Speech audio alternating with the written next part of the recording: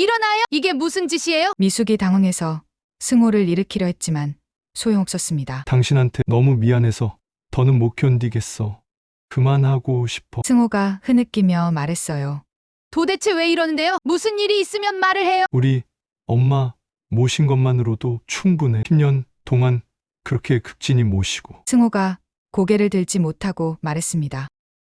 새벽 5시. 창밖은 아직 어둠에 잠겨 있었지만 미숙은 어김없이 눈을 떴습니다. 10년째 이어진 일상이었죠. 조용히 침대에서 일어나 부엌으로 향했습니다. 시어머니 약 먹일 시간이 가까워지고 있었거든요. 전직 간호사답게 약통을 하나하나 확인하며 정확한 용량을 준비했습니다. 항암제, 진통제, 영양제까지 손놀림 하나하나에 전문성이 묻어났죠. 어머니, 일어나셨어요? 미숙이 시어머니 방문을 조심스럽게 열었습니다. 최옥자는 이미 깨어 천장을 바라보고 있었어요. 아이고, 우리 며느 또 이 일은 새벽부터 고생이네. 옥자의 목소리에는 미안함이 가득했습니다. 미숙은 환하게 웃으며 다가갔어요. 무슨 말씀이세요? 당연한 일인데요. 오늘 컨디션은 어떠세요? 어제보다는 좀 나은 것 같아. 네, 덕분이야. 옥자가 미숙의 손을 꼭 잡았습니다. 거칠어진 손이었지만 따뜻했죠. 미숙은 능숙하게 혈압을 재고 체온을 확인했습니다. 간호사 시절의 습관은 여전했어요. 혈압도 안정적이고 열도 없으시네요. 다행이에요. 약을 먹이고 나서 미숙은 아침 준비를 시작했습니다. 시어머니가 좋아하는 호박죽을 끓이기 시작했죠. 부드럽게 갈아서 소화가 잘 되도록 정성을 들였습니다. 그 사이 남편 승호가 하품을 하며 부엌으로 들어왔어요. 벌써 일어났어? 좀 더 자지 그래. 어머니 약 드실 시간이잖아요. 당신도 아침 먹고 출근해야죠. 승호는 대충 고개만 끄덕이고는 신문을 펼쳤습니다. 아내의 고생에는 별로 관심이 없는 듯했죠. 미숙은 한숨을 삼키며 다시 죽을 저었습니다. 병원 예약 시간을 확인하며 오늘 일정을 머릿속으로 정리했어요. 오전에는 항암 치료, 오후에는 물리치료가 있었죠. 어머니, 죽 다 됐어요. 맛있게 드세요. 미숙이 정성스럽게 상을 차려 들어갔습니다. 옥자는 한 숟가락 천천히 먹었어요. 정말 맛있구나. 우리 미숙이 솜씨가 나날이 늘어. 그 말에 미숙은 뿌듯했습니다. 시어머니의 입맛이 돌아온다는 건 좋은 신호였거든요. 식사를 마친 후 미숙은 옥자를 부축해 거실로 모셨습니다. 햇살이 막 들어오기 시작한 시간이었죠. 미숙아, 내 떡집 장부 좀 가져와 줄래? 오늘따라 옛날 생각이 나는구나. 미숙은 서재에서 낡은 장부를 가져왔습니다. 40년간 떡집을 운영하며 꼼꼼히 기록한 흔적들이었죠. 이게 1982년 장부구나. 그때 막 장사를 시작했었지. 옥자가 페이지를 넘기며 추억에 잠겼습니다. 새벽 3시에 일어나 떡을 빚던 시절이었죠. 정말 고생 많으셨어요. 어머니, 고생이라니, 먹고 살려고 한 일인데 덕분에 자식들 공부도 시키고 집도 마련했잖아. 옥자의 눈가에 물기가 맺혔습니다. 그때 문득 옥자가 미숙을 바라봤어요. 진지한 표정이었죠. 미숙아, 너한테 특별히 주고 싶은 게 있어. 때가 되면 알게 될 거야. 어머니, 무슨 말씀이세요? 저한테 주신 사랑만으로도 충분해요. 옥자는 알 수 없는 미소를 지었습니다. 마치 비밀을 간직한 듯한 표정이었죠. 점심 무렵 병원에 갈 시간이 되었습니다. 미숙은 옥자를 휠체어에 모시고 조심스럽게 차로 향했어요. 병원까지 가는 내내 옥자의 컨디션을 살폈죠. 항암 치료실에 도착하자 간호사들이 반갑게 인사했습니다. 미숙이 매번 정성스럽게 간병하는 모습을 다들 알고 있었거든요. 치료가 끝나고 집으로 돌아오는 길, 옥자가 갑자기 말했습니다. 미숙아, 내가 죽고 나면 꼭 기억해야 할 게 있어. 어머니, 그런 말씀 마세요. 오래오래 사셔야죠. 아니야. 들어 장독돼 있지? 거기 작은 항아리 하나가 있어. 다른 것들하고 좀 다르게 생긴 거. 미숙은 고개를 갸웃했습니다. 왜 갑자기 장독대 이야기를 하시는지 이해가 안 갔죠. 알겠어요. 어머니, 기억할게요. 집에 도착했을 때 승호는 아직 퇴근 전이었습니다. 시아주버니 승민은 명절에나 겨우 얼굴을 비추는 정도였고요. 오직 미숙만이 매일같이 시어머니 곁을 지켰습니다. 저녁을 준비하며 미숙은 문득 지난 10년을 떠올렸어요. 처음 시어머니가 암 진단을 받았을 때의 충격, 그리고 간호사 경력을 살려 직접 간병하기로 결심했던 날. 힘든 순간도 많았지만 후회는 없었습니다. 엄마 왔어요. 현관문이 열리며 딸이 들어왔습니다. 퇴근길에 들른 모양이었죠. 미숙의 얼굴에 환한 미소가 번졌습니다. 딸은 곧장 할머니 방으로 향했습니다. 조용히 이야기를 나누는 소리가 들렸죠. 미숙은 딸을 위해 저녁상에 한 가지를 더 추가했습니다. 가족이 함께하는 저녁 시간. 승호도 퇴근해서 돌아왔습니다. 오늘도 병원 다녀왔어? 네. 항암 치료 받으시고 많이 피곤해 하셨어요. 승호는 건성으로 대답만 듣고는 TV를 켰습니다. 시어머니 병간호에는 별로 관심이 없는 듯했죠. 저녁 식사 후 미숙은 시어머니 약을 다시 준비했습니다. 저녁 약은 종류가 더 많았어요. 하나하나 확인하며 빠뜨린 게 없는지 점검했죠. 어머니, 약 드실 시간이에요. 미숙이 물과 함께 약을 들고 들어갔습니다. 옥자는 힘겹게 약을 삼켰어요. 미수가. 정말 내가 아니었으면 어쩔 뻔했나? 그런 말씀 마세요. 가족인데 당연한 거죠. 옥자가 미숙의 손을 또다시 꼭 잡았습니다. 그래, 넌 정말 내 딸이야. 진짜 딸보다 더한 딸. 그 말에 미숙의 눈시울이 붉어졌습니다. 밤이 깊어지자 미숙은 시어머니가 잘 주무시는지 확인했어요. 통증 때문에 밤에 자주 깨시곤 했거든요. 조용히 방문을 열고 들어가 이불을 다시 덮어드렸습니다. 그리고 자신의 방으로 돌아왔죠. 침대에 누워 천장을 바라보며 생각했습니다. 앞으로 시어머니가 얼마나 더 함께할 수 있을까. 의사는 희망적이지 않다고 했지만 미숙은 포기하지 않았어요. 최선을 다할 뿐이었죠. 여보, 아직 안 잤어? 승호가 뒤척이며 물었습니다. 어머니 걱정돼서 당신도 빨리 자요. 쓸데없는 걱정하지 말고 자. 피곤하잖아. 승호의 무심한 말에 미숙은 씁쓸했습니다.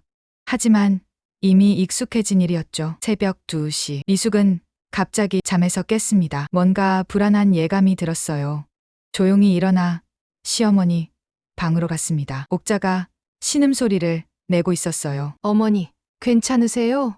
아이고, 너무 아파. 미숙은 재빨리 진통제를 가져왔습니다. 그리고 옥자의 손을 꼭 잡고 있었죠. 조금만 참으세요. 약 먹으면 나아질 거예요. 한참을 그렇게 있다가 옥자가 겨우 잠들었습니다. 미숙은 그제야 안심하고 방으로 돌아왔어요.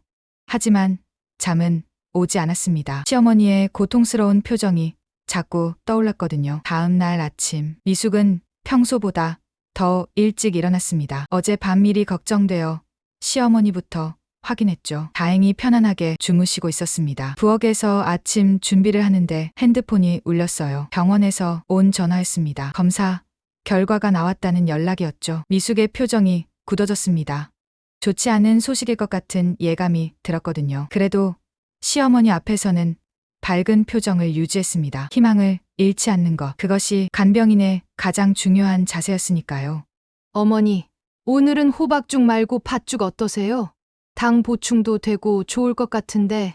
그래, 내가 해주는 건 뭐든 맛있어. 옥자의 미소에 미숙도 따라 웃었습니다. 이런 소소한 일상이 얼마나 소중한지 매 순간을 감사하며 살아야겠다고 다짐했죠. 그렇게 또 하루가 시작되었습니다. 미숙의 헌신적인 단병은 계속될 것이고 옥자는 그런 며느리에게 감사하며 하루하루를 보낼 것입니다. 누구도 몇 년 후에 벌어질 일을 예상하지 못한 채로요.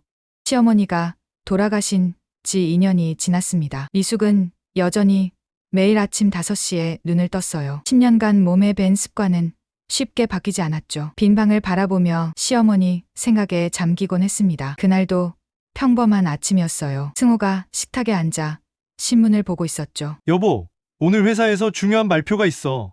무슨 발표요?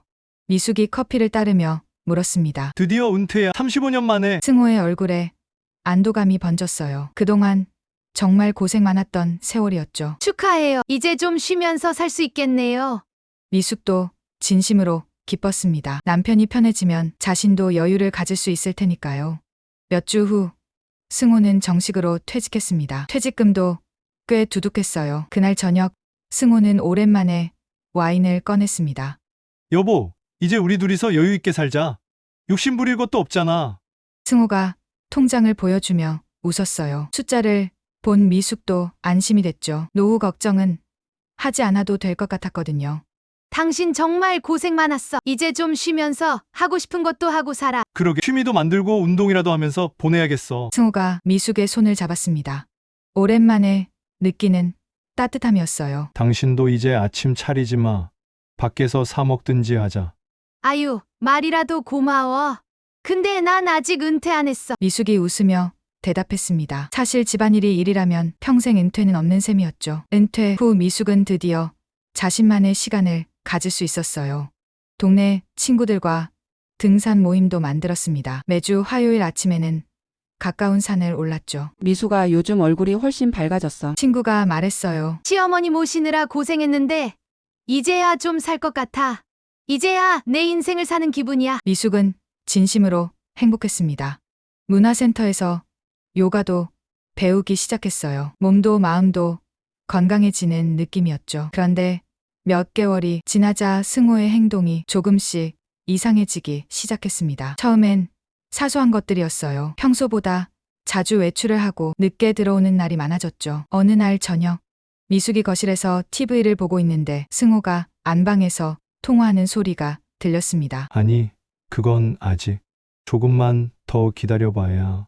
목소리가 조심스러웠어요. 뭔가 숨기는 게 있는 것 같았죠. 미숙이 안방으로 들어가자 승호가 황급히 전화를 끊었습니다. 누구야? 무슨 전화길래 방에서 속삭이면서 받아? 아니야, 그냥 회사 후배가 조언 좀 구한다고. 승호가 눈도 제대로 마주치지 못하고 얼버무렸어요. 분명 뭔가 숨기고 있었습니다. 미숙은 불안했지만 더 추궁하지는 않았어요. 30년을 함께 산 부부. 서로를 믿어야 한다고 생각했거든요. 그런데 이상한 일은 계속됐습니다. 가장 눈에 띄는 건 은행을 자주 간다는 거였어요. 평소엔 은행 한 번 가는 것도 귀찮아하던 사람이 일주일에 두세 번씩 들락거렸습니다. 오늘도 은행 가요? 응, 적금 정리 좀 하려고. 적금 정리를 왜 이렇게 자주 해요? 미숙이 의아해하며 물었어요. 그냥 은퇴했으니까 재산 정리 좀 하려고. 깔끔하게 해놓으면 좋잖아. 승호의 대답은 그럴듯했지만 뭔가 석연치 않았습니다. 돌아와서는 무얼 했냐고 물으면 늘 같은 대답뿐이었어요. 그리고 또 하나, 승호가 미숙에게 자꾸 미안하다는 말을 하기 시작했습니다. 여보, 당신 정말 고생 많았어. 저녁을 먹다 말고 갑자기 그런 말을 하곤 했어요. 우리 엄마 모시느라, 나 뒷바라지 하느라. 왜 갑자기 그런 말을 해요? 미숙이 놀라서 물었습니다. 결혼 생활 동안 이런 말을 들어본 게 손에 꼽을 정도였거든요. 그냥 이제 나이도 들고 하니까 당신한테 고마운 마음이 들어서. 승호가 어색하게 웃었어요. 그 웃음이 오히려 미숙을 더 불안하게 만들었죠. 병원도 자주 다니기 시작했습니다. 건강검진도 아닌데 일주일에 한두 번은 꼭 병원에 갔어요. 오늘도 병원 가? 무슨 검사를 그렇게 자주 받아? 그 건강검진 추가로 받아야 한대. 승호가 얼버무렸습니다. 남자들만 받는 검사라 금방 다녀올게. 그렇게 말하고는 서둘러 나갔어요. 미숙은 뭔가 이상하다고 느꼈지만 확신은 없었죠. 혹시 큰 병이라도 걸린 건 아닐까 걱정도 됐습니다. 병원 다녀온 날은 유독 표정이 어두웠거든요. 검사 결과 어때요? 별일 없어. 그냥 정기검진이야. 뭘 물어봐도 별일 아니라고만 했어요. 대화가 점점 단절되어 갔습니다. 그러던 어느 날 딸이 저녁을 먹으러 왔어요. 가족 셋이 오랜만에 모였죠. 아빠, 요즘 얼굴이 안 좋아 보여요. 어디 아픈 데 있어요? 딸도 승호의 변화를 눈치챈 모양이었습니다. 아니야, 괜찮아. 은퇴하고 나니까 좀 무료해서 그래. 승호가 둘러댔어요. 하지만 딸의 눈빛은 의심으로 가득했죠. 식사 후 딸이 미숙을 부엌으로 불렀습니다. 엄마, 아빠 요즘 왜 저래요? 뭔가 이상해요. 나도 잘 모르겠어. 자꾸 병원 다니고 은행도 자주 가고 미숙이 걱정스럽게 말했어요. 혹시 큰 병은 아니겠죠? 그것도 걱정이야. 근데 묻면 대답을 안 해. 모녀는 걱정스러운 눈빛을 주고받았습니다. 둘 다 불길한 예감이 들었거든요. 이런 일들이 2달 넘게 계속됐습니다. 미숙의 불안감은 점점 커져갔어요. 남편이 뭔가 큰일을 숨기고 있다는 확신이 들었죠. 그리고 얼마 뒤 결혼 30주년 기념일을 한 주 앞둔 저녁이었습니다. 미숙은 기념일을 축하하고 싶은 마음에 정성껏 저녁을 준비했어요. 승호가 좋아하는 갈비찜도 했고 각종 반찬도 만들었죠. 특별히 시어머니가 즐겨 드시던 호박전도 부쳤습니다. 우와, 오늘 저녁 정말 푸짐하네. 무슨 날이야? 승호가 식탁을 보며 놀랐어요. 다음 주가 우리 결혼 기념일이잖아요. 미리 축하하는 거예요. 미숙이 환하게 웃으며 말했습니다. 그리고 오늘은 어머님이 제일 좋아하던 호박전도 했어요. 이건 당신도 잘 먹잖아요.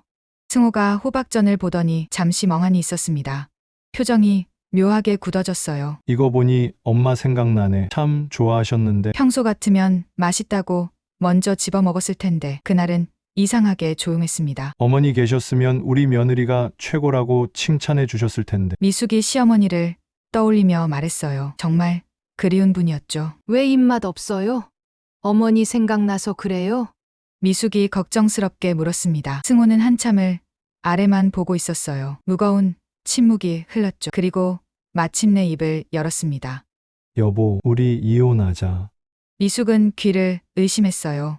잘못 들었나 싶어 다시 물었죠. 뭐라고 방금 뭐라고 했어? 이혼하자고. 진심이야. 승호의 눈에 눈물이 고였습니다.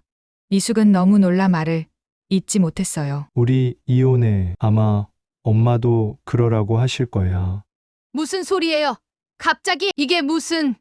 미숙의 목소리가 떨렸습니다. 30년을 함께 산 남편이 갑자기 이혼을 요구하다니 도저히 이해할 수 없었어요. 그때 승호가 갑자기 일어나 미숙 앞으로 왔습니다. 그리고는 무릎을 꿇었어요. 미안해. 정말 미안해. 일어나요? 이게 무슨 짓이에요? 미숙이 당황해서 승호를 일으키려 했지만 소용없었습니다. 당신한테 너무 미안해서 더는 못 견디겠어. 그만하고 싶어. 승호가 흐느끼며 말했어요.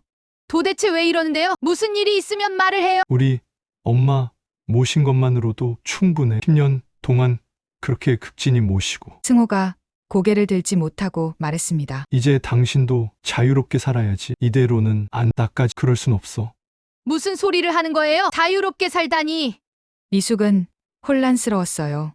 남편의 말이 도무지 이해가 안 갔거든요. 당신 어디 아파요? 큰 병이라도 걸렸어요? 미숙이 다급하게 물었습니다. 그동안 병원을 자주 다닌 게 떠올랐거든요. 나는 이제 당신한테 짐만 될 거야. 너는 당신을 붙잡고 있을 수 없어. 이해줘.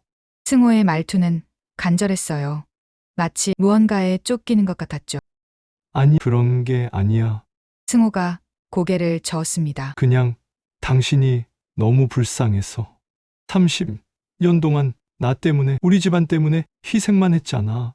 그게 왜 희생이에요? 가족인데 당연한 거죠? 미숙이 울먹이며 말했어요. 어머니도 날 친딸처럼 대해주셨고 이제 놔주고 싶어. 당신도 남은 인생 자유롭게 살아. 승호가 미숙의 손을 잡았습니다. 차갑게 떨리는 손이었어요. 한 번만 믿어. 이게 당신을 위한 택이야. 그날 밤 승호는 거실 소파에서 잤습니다. 미숙은 안방에서 한숨도 못 자고 울기만 했어요. 30년 세월이 이렇게 허무하게 끝나는 건가. 온갖 생각이 머릿속을 맴돌았죠. 다음 날 아침 미숙은 부은 눈으로 거실에 나갔습니다. 승호가 서류 봉투를 들고 기다리고 있었어요. 이혼 서류야. 이미 다 준비해뒀으니까 당신은 도장만 찍으면 돼. 미숙은 믿을 수가 없었습니다. 언제 이런 걸 준비한 건지. 여자라도 생긴 거예요? 솔직히 말해요. 아니, 그런 거 아니야. 승호가 강하게 부인했어요. 재산, 분할도 위자료도 난 필요 없어. 그냥 깨끗하게 헤어지자. 봉투를 열어보니 정말로 이혼 서류가 들어있었습니다. 재산분할 포기, 각서까지 있었어요. 이 집은 당신이 가져. 난 연금만 있으면 혼자 사는데 문제 없. 이게 말이 돼요? 30년 넘게 함께 살다가 이유도 모르고 하루아침에 이혼이라니? 미숙이 소리쳤습니다. 하지만 승호는 고개만 숙이고 있었어요. 이게 정말 나를 위한 일이라고요? 어머니가 보면 뭐라고 할까요? 시어머니 이야기가 나오자 승호의 표정이 잠시 흔들렸습니다. 하지만 이내 다시 굳은 표정을 지었어요. 우리 엄마도 하늘에서 당신이 행복하길 바랄 거야. 당신 고생 그만 시키라고 할 거야. 무슨 행복? 30년 같이 산 남편이 하루아침에 날 버리는데. 버리는 게 아니야. 당신한테 자유를 주는 거라고. 승호가 애써 설명했지만 미숙은 납득할 수 없었어요. 그런 자유 필요 없다니까요. 나를 위해서라도 그냥 도장 찍어줘. 승호가 한숨을 쉬며 말했습니다. 더 미루면 당신한테 더 미안해질 것 같아. 그때 승호가 또다시 눈물을 보였어요. 그리고는 충격적인 말을 했습니다. 사실 폐 검사를 받았어. 그림자가 보인대. 미숙의 얼굴이 하얗게 질렸어요. 뭐라고요? 조직 검사 결과는 암이 폐암, 승호가 흐느끼며 말했습니다. 수술도 어렵고 항암 치료를 받아도 1년을 넘기기 힘들대. 미숙은 다리에 힘이 풀려 주저앉을 뻔했어요. 청천벽력 같은 소식이었죠. 그래서 당신한테 이런 짐을 줄 수 없어. 병수발하느라 또 몇 년을 고생시킬 순 없잖아. 그런 소리 하지 마요. 내가 당신 간호 못할 것 같아서? 미숙이 울면서 말했어요.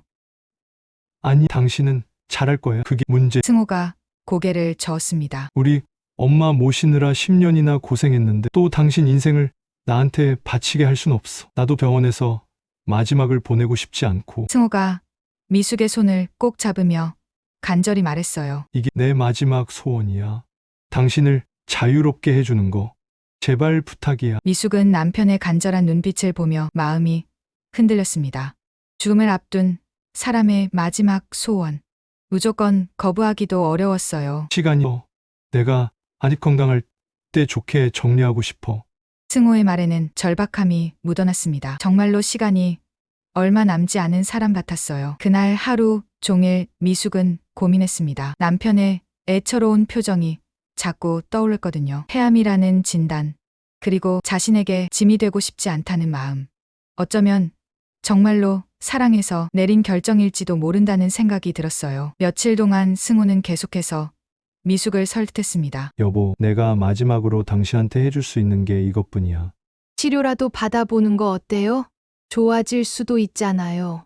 미숙이 애원했지만 승호는 단호했어요. 당신이 또 나 때문에 병원 전전하면서 고생하는 거 보기 싫어. 그럴 때마다 미숙의 마음은 조금씩 무너졌습니다. 남편의 말이 진심인 것 같았거든요. 이미 다 알아봤어. 항암 치료도 효과가 미미할 거래. 그냥 내가 하자는 대로 해줘. 미숙이 갑자기 생각난 듯 물었어요. 아, 형님한테는 알릴 거야? 그래도 형제인데 알아야 할 거 아니야? 시아주번이 이야기가 나오자 승호의 표정이 순간 굳어졌습니다. 아니, 형한테는 알리지 마. 왜 이런 일은 가족이 다 알아야. 필요 없어.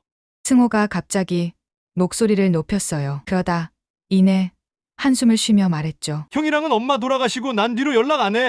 알잖아. 재산 문제로 크게 싸운 거. 미숙도 그때 일을 기억했습니다. 시어머니 장례식 후 유산 문제로 형제가 크게 다툰 일이 있었죠. 난 솔직히 당신들이 엄마한테 어떻게 했는지 알면서 그런 게 이해가 안 돼. 코빼기도 안 비춘 인간들이. 승호의 목소리에 분노가 묻어났어요. 그래도 형제끼리 풀어야죠.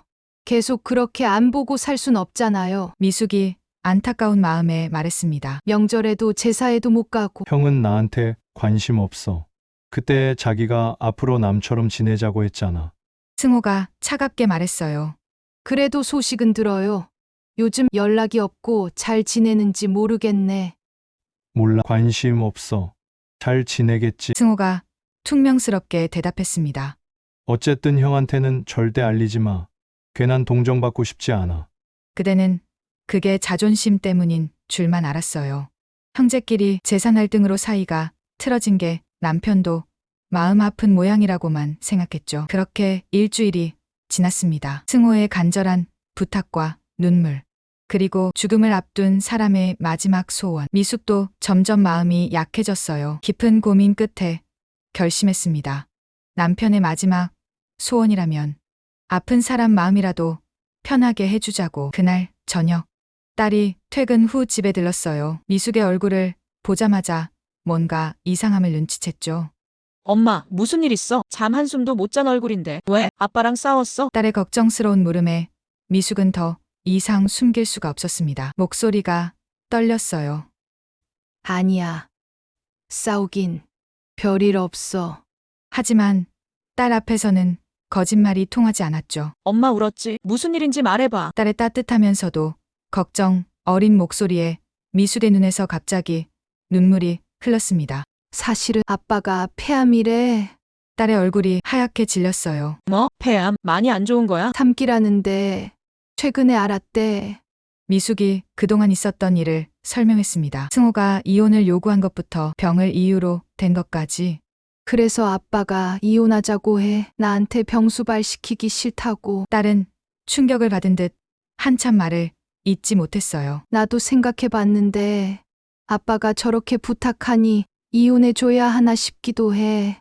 엄마 보고 자유롭게 살라면서 다 나를 위해서라는데. 미숙이 울먹이며 말했습니다. 그런데 딸이 이상한 표정을 지었어요. 뭔가 의심스러운 듯한 눈빛이었죠. 엄마, 정말 그렇게 할 거야? 괜히 하는 말 아닐까? 엄마한테 미안하니까. 딸의 말에 미숙도 잠시 생각에 잠겼습니다. 엄마도 처음엔 그랬는데 아빠 마지막 소원이라고까지 하는데 들어줘야 하지 않을까?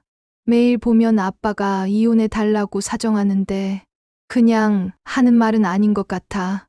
그날 밤 미숙은 거의 마음을 정했어요. 내일 아침에 도장을 찍어주기로, 남편 소원대로 자유롭게 해주기로. 마음이 아프지만 어쩔 수 없다고 생각했죠. 30년의 정이 이렇게 끝나는 게 서글펐지만 죽음 앞에서는 모든 게 무의미하게 느껴졌거든요. 다음 날 아침 미숙은 일찍 일어나서 마음을 다잡았습니다. 오늘 이혼 서류에 도장을 찍고 남편 소원대로 자유롭게 해주기로요. 30년의 결혼 생활이 이렇게 끝나는 게 허무했지만 죽음을 앞둔 남편의 마지막 부탁이라면 들어줘야겠다고 생각했어요. 여보, 나 결심했어. 미숙이 거실로 나가며 말했습니다. 그래, 당신 뜻대로 할게. 승호의 얼굴이 환해졌어요. 안도감이 역력했죠. 정말 해주는 거야? 당신이 그렇게 원한다면 마지막 소원이라면서요? 미숙의 목소리에는 체념이 묻어났습니다. 승호가 미숙의 손을 잡았어요. 정말 고마워. 당신한테도 나한테도 좋은 일일 거야. 서류 가져와요. 마음 바뀌기 전에 지금 도장 찍을게. 미숙이 단호하게 말했습니다. 승호가 급하게 서류를 가지러 갔어요. 미숙은 도장을 찾으러 안방으로 들어갔죠. 서랍을 뒤지며 도장을 찾는데 바로 그때였습니다. 핸드폰이 울렸어요. 아침부터 연락이 올 일이 없는데 화면을 보니 딸이었습니다. 여보세요? 미숙이 전화를 받자마자 딸이 다급히 소리쳤어요. 엄마, 절대 도장 찍으면 안 돼. 절대로. 딸의 목소리가 너무 다급해서 미숙은 깜짝 놀랐습니다. 무슨 일이야? 왜 그래? 지금 아빠하고 있지? 지금 당장 나와. 절대 도장 찍지 말고 나부터 만나. 딸의 목소리가 떨리고 있었어요. 뭔가 심각한 일이 있는 것 같았죠. 엄마, 뭔가 이상한 게 있어. 빨리 나와. 딸의 절박한 목소리에 미숙은 일단 집을 나왔습니다. 남편에게는 갑자기 급한 일이 생겨서 잠깐 나갔다 온다고 둘러댔어요. 어디가? 지금 도장 찍기로 했잖아. 승호가 당황해하며 물었습니다. 금방 올게요. 친구가 급한 일이 있대요. 미숙은 서둘러 집을 나왔어요. 가슴이 두근거렸죠. 딸이 왜 그렇게 다급했을까? 무슨 일이 있는 걸까? 강남역 근처 카페. 딸이 이미 와서 기다리고 있었어요. 심각한 표정으로 핸드폰을 들여다보고 있었죠. 엄마, 미숙을 보자 딸이 급히 일어났습니다. 무슨 일이야? 왜 그렇게 다급해? 엄마, 일단 진정하고 들어. 딸이 미숙을 앉히며 말했어요. 아무래도 이상한 게 있어서 이것부터 봐. 딸이 핸드폰을 미숙 쪽으로 돌렸습니다. 화면에는 인스타그램이 떠 있었어요. 시아주버니의 딸, 그러니까 시조카의 계정이었죠. 이게 뭐야? 언니가 최근에 올린 거야. 딸이 동영상을 재생했습니다. 화면에는 화려한 아파트 내부가 나왔어요. 우리 새 집이에요. 도곡동으로 이사 왔어요. 시조카가 신나서 집 안을 소개하고 있었습니다. 미숙은 눈을 의심했어요. 그야말로 초호화 아파트였거든요. 넓은 거실, 고급스러운 인테리어. 누가 억 단위 집이었죠. 근데 엄마, 이 아파트 알아봤더니 딸이 조심스럽게 말했습니다. 시세가 30억이 넘어. 30억? 미숙이 놀라서 되물었어요. 그런 돈이 어디서 났단 말인가. 그것도 전세가 아니라 자가래. 2년 전에 샀대. 딸의 말에 미숙의 머리가 복잡해졌습니다. 2년 전이면 시어머니가 돌아가신 직후잖아. 맞아. 할머니 돌아가시고 얼마 안 돼서. 미숙은 혼란스러웠어요. 시어머니가 돌아가시고 유산 정리를 했을 때 자신들이 받은 건 겨우 500만 원이었거든요. 우리는 500만 원밖에 못 받았는데 어떻게 30억짜리 집을 살 수 있지? 그것도 이상하지 않아? 딸이 의미심장하게 물었습니다. 큰아빠한테 그런 돈이 어디 있었을까? 미숙도 같은 생각을 하고 있었어요. 시아주버니도 중소기업 과장으로 은퇴한 사람. 평범한 월급쟁이였죠. 복권이라도 당첨됐나? 그런 거면 자랑했겠지. 성격상. 딸의 말이 맞았습니다. 시아주버니는 좋은 일이 있으면 온 동네방네 자랑하는 성격이었거든요. 엄마, 혹시 할머니 유산이 얼마였어? 딸이 조심스럽게 물었어요. 유산 정리하고 나누니까 500만 원밖에 없다고 하더라고. 미숙이 씁쓸하게 대답했습니다. 병원비도 우리가 거의 다 냈잖아. 평생 장사한 분이니 그렇게 큰 재산은 없을 거라고 생각했지. 할머니가 기부도 많이 했다고 하셨고, 딸이 어이없다는 표정을 지었어요. 엄마가 10년이나 할머니를 모셨는데 겨우 500만 원? 그것도 이상해. 미숙도 이제야 뭔가 이상하다는 걸 느꼈습니다. 그리고 그것 때문에 아빠가 큰아빠랑 싸워서 인연을 안 봤잖아. 미숙이 한숨을 쉬었어요. 형제가 돈 때문에 의절하다니. 할머니 반찬 가게 전국에서 찾을 정도로 유명했는데 정말 그것밖에 없었을까? 딸의 말에 미숙도 의구심이 들었습니다. 시어머니는 정말 부지런한 분이었어요. 새벽부터 밤늦게까지 일만 하셨죠. 평생을 그렇게 일하셨는데 그때 문득 시어머니가 돌아가시기 전에 했던 말이 떠올랐습니다. 미수가 내가 죽고 나면 꼭 너한테 주고 싶은 게 있다. 너한테 특별히 주고 갈 거야. 그대는 그냥 하시는 말씀인 줄 알았는데 혹시 정말로 뭔가 있었던 걸까? 엄마, 뭔가 더 알아봐야 할 것 같아. 딸이 걱정스럽게 말했습니다. 오늘은 일단 집에 가서 좀 더 생각해봐. 도장은 절대 찍지 마. 미숙도 고개를 끄덕였어요. 뭔가 석연치 않은 게 있었으니까요. 집으로 돌아가는 길. 미숙의 머릿속은 복잡했습니다. 시어머니의 유산, 시아주버니의 갑작스러운 부, 그리고 남편의 이상한 행동들. 모든 게 연결되어 있는 것 같았어요. 집에 도착하니 승호가 거실에서 기다리고 있었습니다. 불안한 표정이었어요. 어디 갔다 와? 도장. 아, 잠깐 나갔다 왔어요. 미숙이 둘러댔습니다. 오늘은 좀 피곤해서 내일 하면 안 될까요? 승호의 얼굴에 실망감이 스쳤어요. 하지만 강요하지는 않았죠. 내일은 꼭 해줘. 그날 밤 미숙은 잠을 이룰 수가 없었습니다. 온갖 생각이 머릿속을 맴돌았어요. 특히 시어머니의 마지막 말이 자꾸 떠올랐죠. 장독돼 있지? 거기 작은 항아리 하나가 있어. 왜 그런 말씀을 하셨을까? 정말로 거기에 뭔가 있는 걸까? 다음 날 아침 승호가 또다시 이혼 서류를 들고 왔어요. 여보, 오늘은 정말 결정해줘야 해. 이제 더는 못 기다려. 승호의 목소리에는 절박함이 묻어났습니다. 미숙은 고민했어요. 하지만 어제 딸과 나눈 대화가 자꾸 떠올랐죠. 뭔가 확인해야 할 게 있었습니다. 잠깐만요. 미숙이 일어섰어요. 화장실 좀 다녀올게요. 미숙은 화장실이 아니라 안방으로 갔습니다. 그리고 조심스럽게 승호의 서랍을 열었어요. 뭔가 단서가 있을지도 모른다는 생각에서였죠. 서랍 안에는 여러 서류들이 있었습니다. 그 중에서 병원 로고가 찍힌 봉투가 눈에 띄었어요. 떨리는 손으로 봉투를 열었습니다. 검진 결과지가 들어있었죠. 미숙은 숨이 멎는 것 같았어요. 검진 날짜는 불과 일주일 전. 그리고 결과는 흉부 엑스레이 정상, 폐기능 검사 정상, 종양표 지자 검사 정상 범위. 모든 항목이 정상이었습니다. 폐암의 흔적은 어디에도 없었어요. 미숙의 손이 떨렸습니다. 거짓말이었구나. 남편이 자신을 속이고 있었던 거예요. 줌을 빌미로 이혼을 강요했던 것. 배신감과 분노가 밀려왔지만 미숙은 침착하려 애썼어요.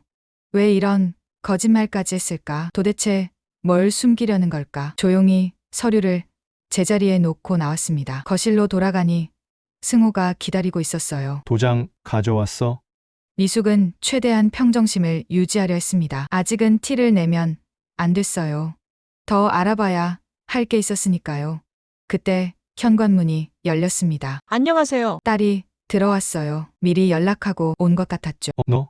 승호가 당황해하며 물었습니다. 그냥 엄마 얼굴 보러 왔어요. 딸이 자연스럽게 대답했어요. 하지만 미숙은 알았죠. 딸이 일부러 온 거라는 걸. 엄마, 잠깐 얘기 좀 해요. 딸이 미숙을 부엌으로 데리고 갔습니다. 어떻게 됐어? 아빠가 거짓말했어. 폐암이 아니야. 미숙이 작은 목소리로 말했어요. 검진 결과 봤는데 다 정상이더라고. 딸의 눈빛이 날카로워졌습니다. 역시 뭔가 있어. 이제 어떻게 하지? 미숙이 걱정스럽게 물었어요. 일단 더 알아봐야 해. 엄마, 오늘도 도장 찍지 마. 딸이 단호하게 말했습니다. 내가 좀 더 조사해 볼게. 그날 오후 미숙은 혼자 고민에 잠겼어요. 30년을 함께 산 남편이 왜 이런 거짓말을 했을까? 도대체 무엇 때문에? 그때 핸드폰이 울렸습니다. 딸이었어요. 엄마, 지금 나올 수 있어? 왜? 중요한 걸 발견했어. 빨리 와. 미숙은 다시 외출 준비를 했습니다. 승우에게는 병원에 가봐야 한다고 둘러댔어요. 병원, 무슨 병원? 그냥 정기 검진이에요. 미숙이 대충 대답하고 나갔습니다. 딸과 만난 곳은 시어머니가 운영하던 떡집 근처였어요. 이미 문을 닫은 지 오래였지만 건물은 그대로 있었죠. 여기서 왜 만나자고 했어? 엄마, 우리 시장 좀 둘러보자. 딸이 미숙의 팔을 끼며 말했어요. 할머니가 단골이었던 가게들 가보자. 둘은 시장을 걸으며 상인들에게 물어봤습니다. 시어머니를 기억하는 사람들이 꽤 있었어요. 아이고 옥자 씨 며느리? 한 할머니가 미숙을 알아봤습니다. 네, 안녕하세요. 옥자 씨가 며느리 자랑 많이 했지. 병원 모시고 다니느라 고생한다고. 할머니의 말에 미숙은 뭉클했어요. 시어머니가 자신을 그렇게 생각해 주셨구나. 혹시 어머니가 여기서 금 같은 거 사셨나요? 딸이 조심스럽게 물었습니다. 금? 아 금방 말이구나. 할머니가 고개를 끄덕였어요. 금방이 저기 모퉁이에 있어. 옥자 씨가 자주 갔던 것 같던데. 둘은 금방으로 향했습니다. 오래된 금은방이었어요. 어서 오세요. 나이 지긋한 사장님이 인사했습니다. 혹시 최옥자 할머니 아세요? 떡집 하셨던 분이요. 미숙이 물었어요. 사장님의 얼굴이 환해졌습니다. 아이고, 옥자 씨? 당연히 알죠. 단골 중에 단골이었어요. 여기서 금을 많이 사셨나요? 딸이 단도직입적으로 물었습니다. 사장님이 잠시 생각하더니 낡은 장부를 꺼냈어요. 잠깐만요. 제가 장사한 지 45년인데 처음부터 끝까지 다 기록이 있어요. 장부를 펼치며 한 장 한 장 넘겼습니다. 여기 있네요. 최옥자. 1983년부터 시작이네요. 미숙과 딸은 숨을 죽이고 지켜봤어요. 처음엔 한 돈, 두 돈씩 사시다가 나중엔 5돈, 10돈씩 사셨네요. 사장님이 계산기를 두드리기 시작했습니다. 한참을 계산하더니 고개를 들었어요. 총 3.2kg입니다. 현재 시세로 계산하면 약 15억 2천만 원 정도 되네요. 미숙과 딸은 서로를 바라봤습니다. 15 엄청난 금액이었어요. 근데 그 금은 다 어디 갔나요? 미숙이 떨리는 목소리로 물었습니다. 2년 전에 옥자 씨 돌아가신 직후에 사장님이 기억을 더듬었어요. 큰아들이 와서 다 현금으로 바꿔갔어요. 큰아들이요? 네, 키 크고 뚱뚱한 사람. 어머니 병원비랑 장례비 때문에 급하다고 하더라고요. 미숙은 충격을 받았어요. 시아주버니가 모든 금을 가져갔다는 것. 그것도 병원비를 핑계로. 감사합니다. 미숙과 딸은 금은방을 나왔어요. 둘 다 할 말을 잃었죠. 엄마, 15억이야. 딸이 먼저 입을 열었습니다. 할머니가 평생 모은 돈을 큰아빠가 다 가져간 거야. 미숙은 배신감에 치를 떨었어요. 자신은 10년간 시어머니를 모셨는데 정작 재산은 한 푼도 못 받고. 아빠도 알았을까? 딸이 조심스럽게 물었습니다. 그때 미숙은 확신했어요. 남편도 분명 알고 있었을 거라고. 그래서 이혼하려고 했구나. 자신의 몫을 주기 싫어서. 집에 가자. 미숙이 단호하게 말했습니다. 이제 확실히 알아봐야겠어. 집으로 돌아오는 길. 미숙은 시어머니의 말을 다시 떠올렸어요. 장독대의 작은 항아리. 혹시 거기에 진실이 숨겨져 있는 건 아닐까? 엄마, 우리 할머니 집에 가보자. 딸이 제안했습니다. 지금은 비어 있잖아. 가봐야겠어. 미숙도 같은 생각이었어요. 시어머니가 마지막으로 남긴 단서. 그걸 찾아야 했습니다. 시댁은 지하철로 30분 거리에 있었어요. 오랜만에 가는 길이었죠. 열쇠는 있어. 응. 아직도 갖고 있어.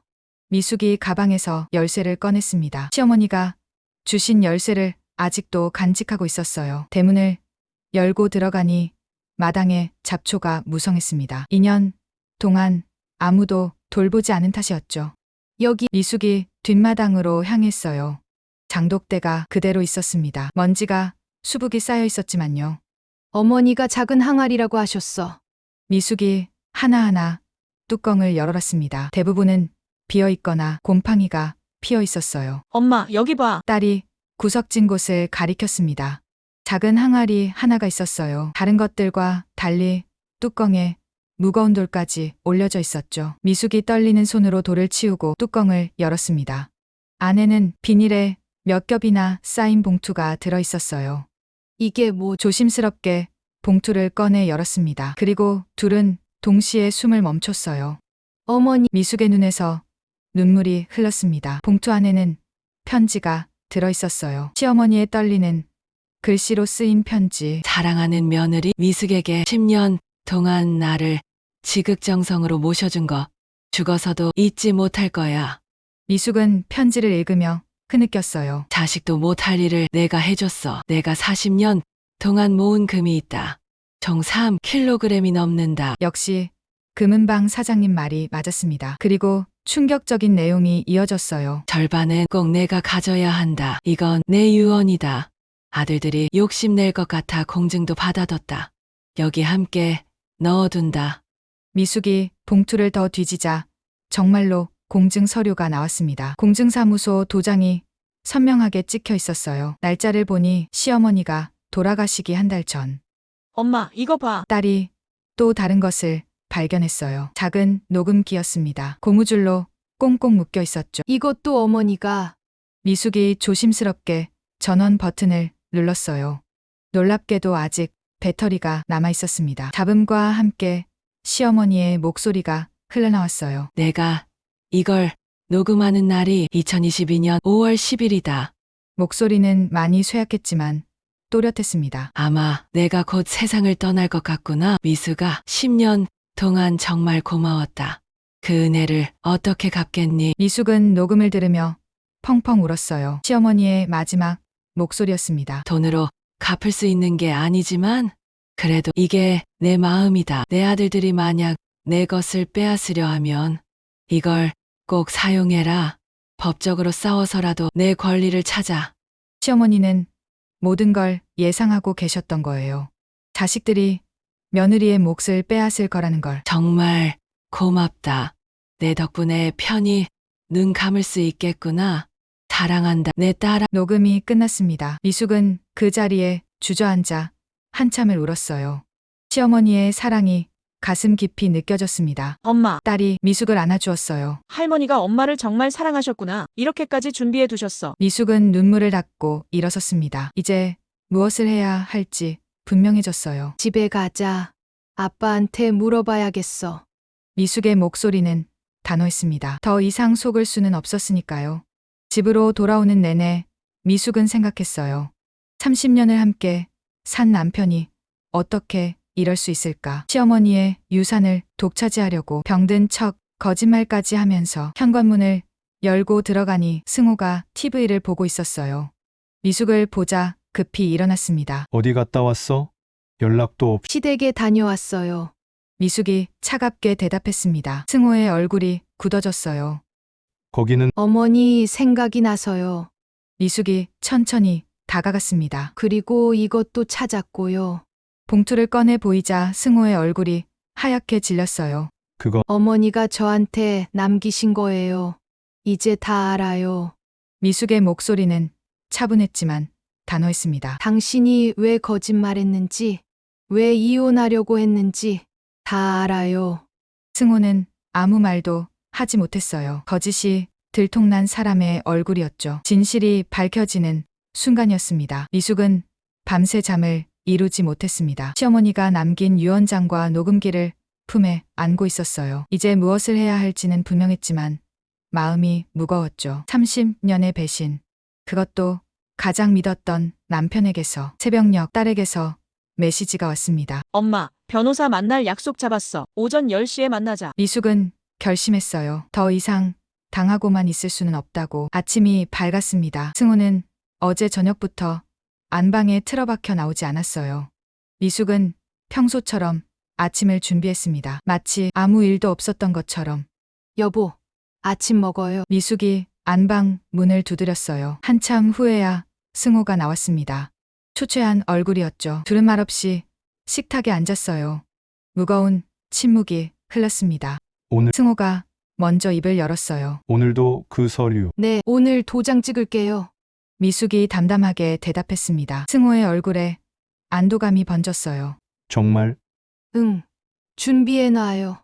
미숙은 침착하게 밥을 먹었습니다. 마지막 연기를 하는 중이었죠. 시사를 마치고 미숙은 외출 준비를 했어요. 잠깐 나갔다 올게요. 어디가 승호가 불안해하며 물었습니다. 은행에 갈 일이 있어서. 그럼 빨리 다녀와. 승호는 의심하지 않는 것 같았어요. 미숙이 포기한 줄 알았나 봅니다. 미숙은 딸과 함께 변호사 사무실로 향했습니다. 가방 안에는 시어머니의 유언장과 녹음기가 들어 있었죠. 변호사 사무실은 강남에 있었어요. 50대 초반의 여성 변호사였습니다. 가정법 전문으로 유명한 분이었죠. 안녕하세요. 변호사가 미숙과 딸을 맞았어요. 카리스마 있는 외모에서 경험이 느껴졌습니다. 따님께 대략 들었습니다만 자세히 설명해 주시겠어요? 미숙은 처음부터 끝까지 모든 상황을 설명했습니다. 시어머니를 10년간 간병한 것부터 남편의 거짓말, 시아주버니의 재산, 횡령까지 변호사는 진지하게 듣고 있었어요. 중간중간 메모도 했죠. 그리고 이게 시어머니가 남기신 유언장이에요. 미숙이 서류를 꺼내 보였습니다. 공증도 받으셨고요. 변호사가 유언장을 자세히 살폈어요. 표정이 점점 진지해졌습니다. 이것도 들어보세요. 미숙이 녹음기를 재생했어요. 시어머니의 목소리가 사무실에 울려 퍼졌습니다. 녹음이 끝나자 변호사가 고개를 끄덕였어요. 충분합니다. 이 정도 증거면 충분히 승소할 수 있어요. 미숙과 딸은 안도의 한숨을 쉬었습니다. 다만 변호사가 덧붙였어요. 상대방이 이미 재산을 처분했을 가능성이 있어요. 그래서 빨리 움직여야 합니다. 변호사는 계획을 설명했습니다. 자신감 있는 표정이었어요. 첫째, 남편분과 시아주버니의 재산에 즉시 가처분 신청을 하겠습니다. 더 이상 재산을 빼돌리지 못하게요. 둘째, 형사 고발도 동시에 진행합니다. 유산 횡령, 배임, 사문서 위조 등 여러 혐의가 적용될 수 있어요. 셋째, 이혼 소송과 재산 분할 소송도 함께 진행합니다. 미숙은 고개를 끄덕였어요. 이제 돌이킬 수 없는 길이었습니다. 그런데 딸이 조심스럽게 말했어요. 아빠가 만나는 여자가 있는 것 같은데요. 그것도 확인해 봐야 할까요? 변호사가 명함을 하나 건넸습니다. 제가 아는 사설 탐정이에요. 필요하면 연락해 보세요. 미숙은 명함을 받았어요. 남편의 뒷조사까지 해야 하다니. 씁쓸했지만 필요한 일이었죠. 변호사 사무실을 나온 후 미숙은 곧바로 사설 탐정에게 연락했습니다. 모든 준비를 마쳐야 했으니까요. 네, 부인 남편 조사 맞으시죠? 탐정의 목소리는 사무적이었어요. 이런 일에 익숙한 사람 같았습니다. 오늘부터 바로 시작하겠습니다. 며칠이 지났습니다. 미숙은 평소처럼 행동했어요. 승호는 여전히 이혼 서류를 들고 재촉했지만 미숙은 계속 시간을 끌었죠. 그러던 어느 날 아침 승호가 외출 준비를 하고 있었어요. 어디 가요? 아, 그냥 병원에 가봐야 해서. 승호가 둘러댔습니다. 자꾸 오라고 연락이 와서. 또 거짓말이었죠. 미숙은 이제 그의 거짓말에 익숙해졌어요. 승호가 나간 지 30분 후 탐정에게서 연락이 왔습니다. 지금 남편분이 강남 W 호텔로 향하고 있습니다. 출발하셔야 할 것 같아요. 미숙은 딸과 함께 호텔로 향했어요. 가슴이 두근거렸습니다. 과연 누구를 만나는 걸까? 호텔 로비에서 탐정을 만났어요. 지금 2층 카페에 있습니다. 누군가를 기다리는 것 같은데요. 미숙과 딸은 조심스럽게 카페로 갔습니다. 멀리서 승호의 뒷모습이 보였어요.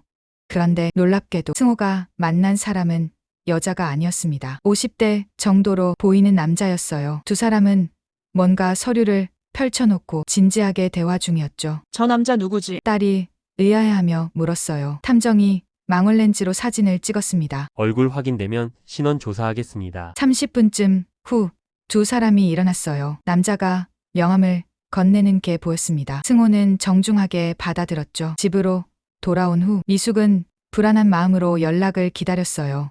저녁 무렵 탐정에게서 전화가 왔습니다. 확인했습니다. 투자자문 대표예요. 투자자문이요? 미숙이 되물었어요. 네, 근데 이 회사가 좀 특이해요. 탐정이 설명을 이어갔습니다. 주로 자산을 해외로 빼돌리는 일을 도와주는 곳이라고. 미숙은 숨이 막혔어요. 그제야 모든 게 이해됐습니다. 남편은 불륜이 아니라 재산을 해외로 빼돌리려 했던 거예요. 감사합니다. 미숙은 전화를 끊었어요.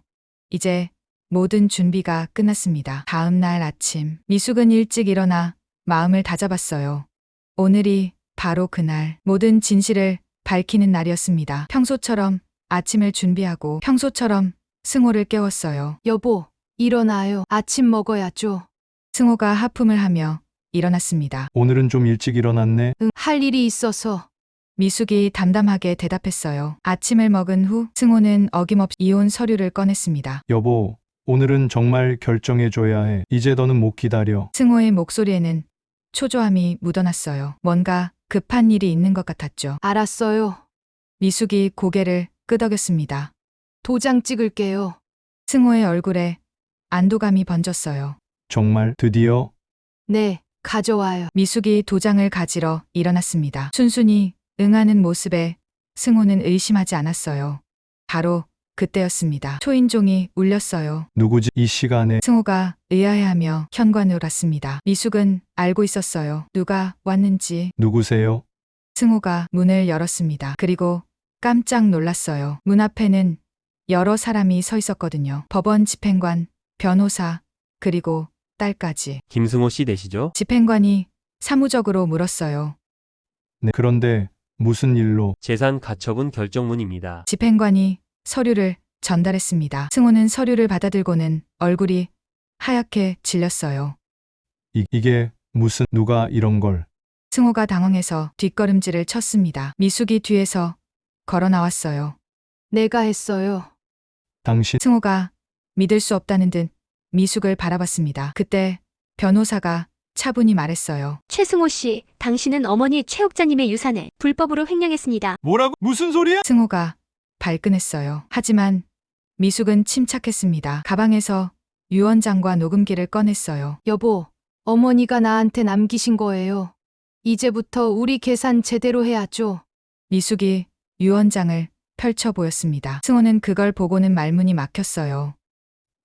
이걸 어머니가 남겼다고? 바로 그때 현관문이 벌컥 열렸습니다. 야, 무슨 일이야? 시아주버니 승민이 헐레벌떡 들어왔어요. 여기서 뭐 하는 거야? 승민은 상황을 파악하자마자 화를 내기 시작했습니다. 이게 다 무슨 난리야? 법원은 여기서 뭐 하는 거야? 집행관이 승민에게도 서류를 전달했어요. 최승민 씨죠? 재산 가처분 결정문입니다. 뭐? 승민이 서류를 받아들고는 미숙을 노려봤습니다. 너야? 내가 한 짓이야. 네, 제가 했어요. 미숙이 당당하게 대답했어요. 아주버님이 훔쳐간 어머니 재산 다시 찾으려고요. 뭐? 훔쳐갔다고? 승민이 버럭 소리를 질렀습니다. 야, 말 조심해. 우리 식구도 아닌 게. 그 말에 미숙은 차갑게 웃었어요. 그래요. 저는 식구가 아니죠. 피 한 방울 안 섞였으니까. 그래서 어머니 재산에서 제외시킨 거잖아요. 승민이 동생을 돌아봤어요. 야, 이게 다 무슨 소리야? 승호가 말을 더듬었습니다. 미숙이 녹음기를 들어 올렸어요. 들어보실래요? 어머니 목소리예요. 재생 버튼을 누르자 옥자의 목소리가 흘러나왔습니다. 내가 40년 동안 모은 금이 있다. 절반은 꼭 미숙이가 가져야 한다. 이건 내 유언이다. 승민의 얼굴이 점점 굳어졌어요. 승호도 고개를 숙였습니다. 이것도 보세요. 미숙이 공증된 유언장을 보였어요. 어머니가 돌아가시기 한 달 전에 공증사무소에서 정식으로 받은 거예요. 변호사가 설명을 덧붙였습니다. 2022년 5월 15일 공증사무소에서 정식으로 공증받은 문서입니다. 조작이 불가능하죠. 승민이 당황해서 소리쳤어요. 이런 게 어디 있어? 가짜야. 내가 조작한 거지. 엄마가 이런 거 남겼을 리가 없어. 가짜라고요? 미숙이 차분하게 말했습니다. 그럼 금은방 사장님한테 확인해 볼까요? 어머니가 40년 동안 금을 사 모으신 거 다 기록이 있더라고요. 승호가 형을 말렸어요. 형 그만해. 뭘 그만해. 승민이 동생에게도 화를 냈습니다. 너도 한통속이야. 두 형제가 서로를 노려봤어요. 긴장감이 감돌았죠. 15억이에요. 미숙이 말했습니다. 어머니가 평생 모으신 금이 현재 시세로 15억 2천만 원. 그걸 아주버님이 다 가져가셨죠. 승민이 변명하려 했어요. 그건 병원비 때문에. 병원비는 제가 거의 다 냈어요. 미숙이 단호하게 말했습니다. 10년 동안 제가 모셨고 제가 병원비도 됐어요. 근데 어머니 돌아가시자마자 재산은 다 가져가셨네요. 딸이 엄마 옆에 섰어요. 함께 맞서는 모습이었죠. 그것도 모자라서 미숙이 승호를 바라봤습니다. 폐암이라고 거짓말까지 했죠. 저한테 연민을 갖게 해서 이혼하려고. 승호가 고개를 들지 못했어요. 재산 나눠주기 싫어서 죽는다고 거짓말한 거잖아요. 그거 승호가 변명하려 했지만 미숙은 가방에서 또 다른 서류를 꺼냈어요. 병원 검진 결과예요. 일주일 전 거 모두 정상이더라고요. 승민이 동생을 노려봤습니다. 야, 정말 그런 거야? 형이 시킨 거잖아. 승호가 작은 목소리로 말했어요. 뭐? 두 형제가 서로 책임을 떠넘기기 시작했습니다. 형이 먼저 제안했잖아. 나눠 갖지 말고 다 갖자고. 너도 좋다고 했어. 뭐든 하겠다면서. 미숙은 한심하게 두 사람을 바라봤어요. 보기 좋네요. 15억 앞에서는 형제도 없나 봐요. 변호사가 마무리했습니다. 형사 고발도 진행됩니다. 횡령, 배임, 사문서 위조, 그리고 재산 해외 도피 시도까지. 승호가 깜짝 놀랐어요. 어떻게 그것까지 다 알아요?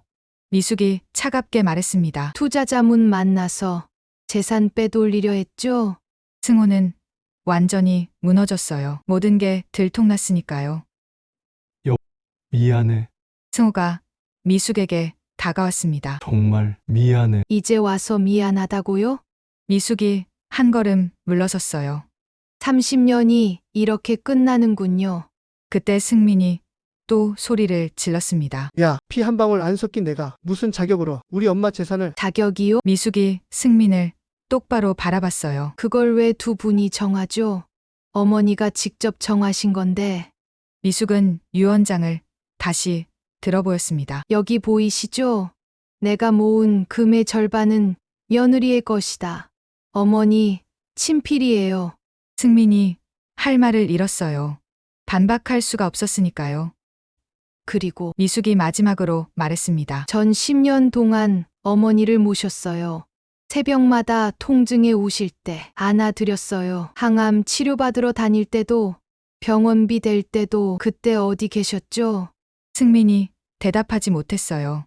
명절 때나 잠깐 얼굴 비췄으니까요. 아주버님은 병원에 몇 번이나 오셨죠? 전 기억도 없는데. 그건 내가 자진해서 한 일이지. 승민이 궁색하게 변명했습니다. 병수발 한 걸 아직도 우려먹네. 그래, 미숙이 고개를 끄덕였습니다. 제가 자진해서 했죠. 가족이라고 생각했으니까. 하지만 여러분은 저를 피 한 방울 안 섞인 남이라고 했죠. 미숙의 목소리는 차분했지만 그 안에는 30년의 서러움이 담겨 있었어요. 이제부터는 법이 판단할 거예요. 어머니의 뜻대로. 변호사가 서류를 정리하며 말했습니다. 오늘부로 두 분의 재산은 가처분 상태입니다. 함부로 처분하시면 처벌받습니다. 승민이 얼굴이 빨개져서 나갔어요. 문을 쾅 닫는 소리가 울렸죠. 승호만 남았습니다. 무너진 표정으로 서 있었어요. 한 번만 다시 생각해 줄 수 없을까? 승호가 애원하듯 말했습니다. 내가 미쳤었어. 형이 꼬드겨서. 그만해요. 미숙이 단호하게 말했습니다. 이미 늦었어요. 딸이 엄마 옆에 섰어요. 두 사람은 나란히 승호를 바라봤죠. 30년 동안 미숙이 마지막으로 말했습니다. 정말 사랑했어요. 가족이라고 믿었고요. 하지만 당신은 그게 아니었나 봐요. 승호가 무릎을 꿇으려 했지만 미숙은 돌아섰어요. 변호사님, 가시죠. 더 이상 볼 것도 없었으니까요. 집을 나오면서 미숙은 하늘을 올려다봤어요. 맑은 하늘이었습니다. 어머니, 마음속으로 말했어요. 이제야 어머니 뜻을 지킬 수 있을 것 같아요. 딸이 미숙의 팔을 끼었습니다. 엄마 잘했어. 미숙이 딸을 바라보며 미소 지었어요. 이제부터가 시작이야. 그렇게 긴 싸움이 시작됐습니다. 하지만 미숙은 두렵지 않았어요. 시어머니가 남긴 사랑과 딸의 응원. 그것만으로도 충분했으니까요.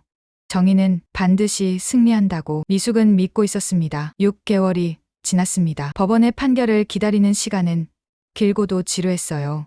하지만 미숙은 흔들리지 않았습니다. 시어머니가 남긴 증거가 확실했으니까요. 그동안 미숙은 작은 원룸에서 지냈어요. 집은 재산 가처분 상태라 나와야 했거든요. 딸이 자주 찾아와 위로해 주었죠. 엄마, 오늘 기분은 어때? 괜찮아. 이제 많이 익숙해졌어. 미숙은 담담하게 웃었습니다. 30년 만에 혼자 사는 삶. 처음엔 낯설었지만 이제는 오히려 편했어요. 드디어 판결이 나오는 날이 왔습니다. 법원은 아침부터 긴장감이 감돌았어요. 미숙은 딸과 함께 법정에 들어갔죠. 승호와 승민도 와 있었습니다. 두 사람 모두 초췌해 보였어요. 특히 승호는 많이 야위었더라고요. 판사가 입장했습니다. 모두가 숨을 죽이고 판결을 기다렸어요. 피고 최승호, 최승민은 판사의 목소리가 법정에 울려 퍼졌습니다. 고인 최옥자의 유산을 불법으로 횡령한 사실이 인정됩니다. 미숙의 눈에서 눈물이 흘렀어요. 드디어 진실이 인정받는 순간이었죠. 고인의 유언장과 녹음 증거에 따라 원고 박미숙에게 정당한 상속분을 인정합니다. 판사는 계속해서 판결문을 읽었어요. 시어머니 유산의 절반, 그리고 그동안의 손해배상까지. 또한 피고들의 재산 은닉시도가 확인되어 추가 배상을 명합니다. 최종 금액이 발표됐을 때 법정에 작은 술렁임이 일었어요. 총 23억 원. 미숙은 믿을 수가 없었습니다. 시어머니 유산과 손해배상, 그리고 이혼, 재산분할까지 합쳐진 금액이었어요. 승민이 벌떡 일어났습니다. 이해 있습니다. 이건 너무. 하지만 판사는 단호했어요. 조용히 하십시오. 판결은 확정됐습니다. 승호는 고개를 숙인 채 아무 말도 하지 못했어요. 형사 처벌도 언급됐습니다. 피고 최승민은 추가로 형사처벌을 받게 됩니다. 집행유예 2년. 승민의 얼굴이 새파랗게 질렸어요. 전과자가 되는 순간이었죠. 재판이 끝나고 법원을 나왔습니다. 미숙은 딸과 함께 깊은 숨을 들이쉬었어요. 끝났어. 정말 끝났구나. 딸이 엄마를 꼭 안아주었습니다. 엄마, 정말 수고했어. 이제 새로운 시작이야. 그때 뒤에서 누군가 불렀어요. 잠깐만 얘기 좀 하자. 승호였습니다. 법원 밖에서 기다리고 있었던 거예요. 얼굴은 반년 사이에 10년은 늙어 보였습니다. 수염도 제대로 깎지 않았고 옷도 구겨져 있었어요. 5분만, 아니 3분만 들어줘. 승호의 목소리는 간절했습니다. 미숙은 잠시 망설였지만 고개를 끄덕였어요. 마지막 대화 정도는 해줄 수 있었으니까요. 말해요. 정말 미안했어. 승호가 눈물을 흘리며 말했습니다. 내가 어떻게 그럴 수 있었는지 정신이 나갔었어. 그 돈 때문에 미쳤었어. 미숙은 차갑게 바라봤어요. 더 이상 흔들리지 않았습니다. 형이 꼬드겼어.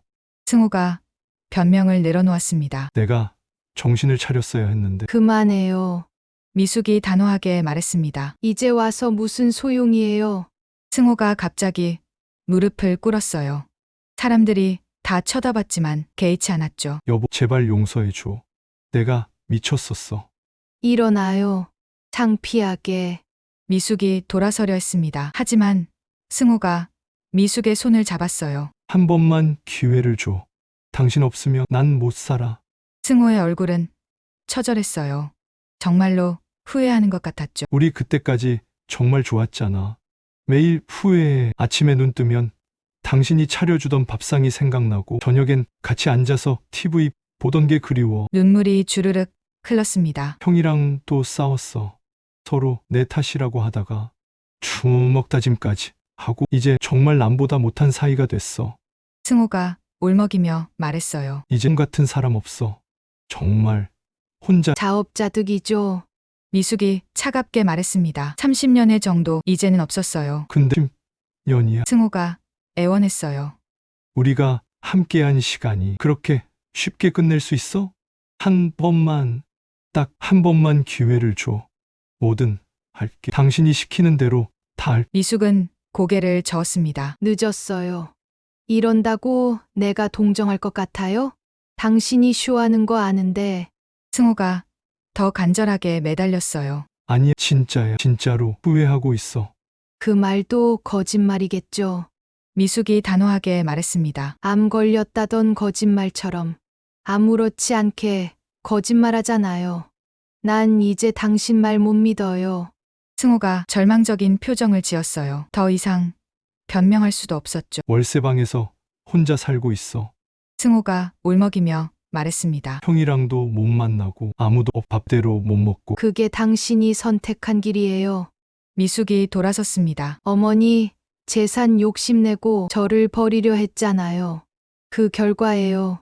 미숙이 걸어가는데 뒤에서 승호의 울부짖는 소리가 들렸어요. 하지만 돌아보지 않았습니다. 더 이상 미련은 없었으니까요. 석 달 후 미숙은 제주도에 있었습니다. 바다가 보이는 작은 언덕. 그곳에 예쁜 펜션을 마련했어요. 와, 엄마 여기 정말 좋다. 딸이 감탄하며 둘러봤습니다. 개업 준비로 온 거였어요. 바다도 보이고 공기도 좋고 엄마가 여기서 행복했으면 좋겠어. 미숙은 바다를 바라보며 미소 지었어요. 새로운 삶의 시작이었습니다. 펜션 이름은 옥자의 정원으로 정했어요. 시어머니를 기리는 마음에서였죠. 정원에는 시어머니가 좋아하던 꽃들을 심었습니다. 어머니, 미숙이 하늘을 올려다봤어요. 덕분에 자유를 찾았어요. 감사해요. 펜션은 곧 입소문이 났습니다. 미숙의 따뜻한 손길과 정성 때문이었어요. 손님들은 편안함을 느끼고 갔죠. 아침마다 미숙은 정성껏 조식을 준비했습니다. 시어머니가 좋아하던 된장찌개도 끓였어요. 가끔은 호박전도 부쳤죠. 사장님 음식이 정말 맛있어요. 손님들의 칭찬에 미숙은 뿌듯했습니다. 이제야 진짜 자신의 삶을 사는 기분이었어요. 저녁이면 바닷가를 산책했습니다. 파도 소리를 들으며 하루를 정리했어요. 외롭지 않았습니다. 오히려 평화로웠죠. 어느 날 아침 미숙은 시어머니 기일을 맞았어요. 정성껏 상을 차렸습니다. 어머니, 잘 지내고 있어요. 어머니가 주신 사랑으로 이렇게 행복하게 살고 있어요. 향을 피우며 저를 올렸습니다. 시어머니의 사진이 환하게 웃고 있었어요. 어머니가 진짜 딸이라고 하셨죠. 저도 어머니가 진짜 엄마였어요. 감사했어요. 사랑했어요. 눈물이 흘렀지만 슬프지 않았습니다. 감사한 마음뿐이었어요. 그때 핸드폰이 울렸습니다. 딸이었어요. 엄마, 내일 갈게. 오늘 할머니 기일이지. 같이 인사드리고 싶어서. 그래, 기다릴게. 미숙은 행복하게 웃었어요. 딸이 있어서 든든했습니다. 1년이 지났습니다. 펜션은 제주도에서 꽤 유명해졌어요. 따뜻한 사장님이 있는 곳으로 알려졌죠. 미숙은 매일 행복했습니다. 손님들과 이야기 나누고 맛있는 음식을 대접하고 아름다운 자연을 만끽하며 그렇게 살았어요. 가끔 서울 소식이 들려왔습니다. 승호는 여전히 혼자 살고 있다고 했어요. 승민은 재산을 거의 다 잃었다고 했고요. 하지만 미숙은 신경 쓰지 않았습니다. 이제 그들은 남이었으니까요. 어느 봄날 미숙은 정원에서 꽃을 가꾸고 있었어요. 시어머니가 좋아하던 매화가 활짝 피었죠. 어머니, 보세요. 매화가 이렇게 예쁘게 피었어요. 바람에 꽃잎이 흩날렸습니다. 마치 시어머니가 대답하는 것 같았어요. 미숙은 깊은 숨을 들이쉬었습니다. 제주의 맑은 공기가 폐 깊숙이 들어왔어요. 여기가 천국이구나. 혼잣말처럼 중얼거렸습니다. 정말로 그랬어요. 배신과 아픔을 겪었지만 그것도 새로운 시작을 위한 과정이었습니다. 시어머니의 사랑이 있었기에 이 모든 게 가능했어요. 저녁 무렵 미숙은 펜션 테라스에 앉아 있었습니다. 노을이 바다를 붉게 물들이고 있었어요. 손에는 따뜻한 차 한 잔. 마음은 평온했습니다. 감사해요. 어머니, 미숙이 하늘을 향해 말했어요. 덕분에 진짜 제 인생을 찾았어요. 행복하게 살게요. 꼭 엄마, 딸로 다시 만나요. 노을이 지고 별이 뜨기 시작했습니다. 제주의 밤하늘은 유독 맑았어요. 별들이 반짝반짝 빛났죠. 미숙은 미소 지었습니다. 내일도 좋은 날이 될 거예요.